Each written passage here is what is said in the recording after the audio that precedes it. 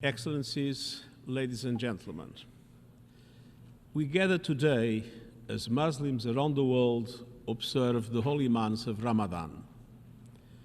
Ramadan is a time of reflection and solidarity. It is a moment to come together and uplift each other. But for many Muslims around the world, these are also times of anguish and fear. In the spirit of Ramadan, I've called for a silencing of the guns in Gaza and Sudan.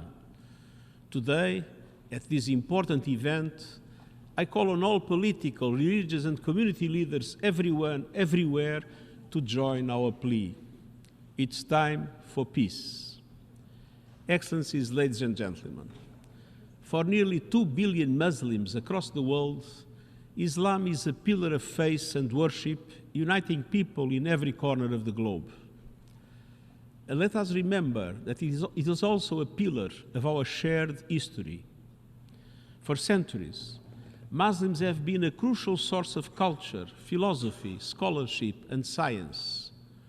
From the enormous influence of Avicenna, the great physician and philosopher, whose interpretations of Plato and Aristotle helped shape the development of Western European philosophy, to the Muslim mathematician and astronomer Al-Khwarizmi, responsible for delivering Indo-Arabic numerals and the father of algebra, to the father of rationalism, Averroes, whose groundbreaking commentaries bridged Islamic and Western thought, to the countless contributions of Muslims across every field, from science, technology, and medicine, to literature, art, music, and architecture. Excellencies, today's event shines a light on a vicious plague that represents a complete denial and ignorance of Islam and Muslims and their undeniable contributions. The plague of Islamophobia.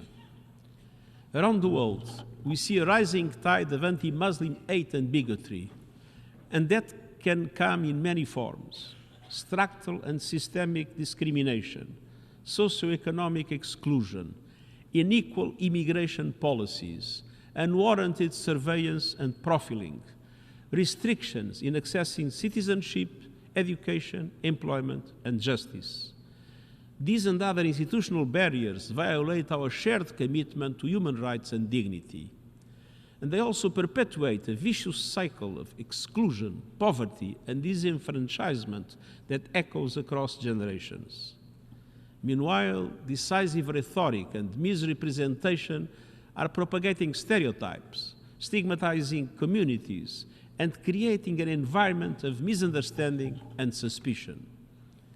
This can lead to an increase in harassment and even outright violence against Muslims, rising accounts of which are being reported by civil society groups in countries around the world. Some are shamefully exploiting anti-Muslim hate and exclusionary policies for political gain. We must call this what it is: hate, plain and simple. And purveyors of hate speech are misusing the most powerful megaphone in history to amplify and spread their despicable ideologies: social media. Online platforms have become breeding grounds for extremist ideologies and harassment. This not only deepens divisions, it fuels real-life violence. And sadly, this alarming trend is part of a wider pattern of supremacist ideologies and attacks against Jews, minority Christians, communities, and many others. Hatred of one group fuels hatred of another. Hate normalizes hate. Hate destroys the fabric of our societies, and hate undermines the equality, understanding, and respect for human rights upon which a peaceful future and a peaceful world depend. Excellencies, we cannot stand on the sidelines while hatred and bigotry run wild. Today's event reminds us that we all have a responsibility to confront and root out the scourge of anti-Muslim bigotry. Political leaders must lead the way and foster social cohesion, not fear. Governments must condemn inflammatory discourse and safeguard religious freedom, in particular for minorities. And I'm grateful to religious leaders who are working together to promote interfaith dialogue. Digital platforms must moderate and prevent the spread of hateful content while protecting users from harassment. Artificial intelligence must reduce biases and stereotypes, not reproduce and amplify them. And all of us must do our part to dismantle the walls of intolerance and division in cities, towns, and villages, in schools, in the street and online, everywhere and anywhere. Let us all pledge to call out anti-Muslim bigotry, no matter where we see or hear it. Excellences, les musulmans viennent de tout pays, toute culture, tout milieu. Ils représentent la merveilleuse diversité de la famille humaine. En cette journée internationale de lutte contre l'islamophobie, renouvelons notre engagement à défendre les principes d'égalité, de dignité, de droits humains et de respect. Ces principes sont au fondement de notre humanité commune et de la Charte des Nations Unies. Cultivons l'empathie et investissons dans la cohésion sociale en faisant de la diversité une force et non pas une source de division. Enfin, soyons solidaires des musulmans du monde entier en ce mois sacré du Ramadan et tous les jours.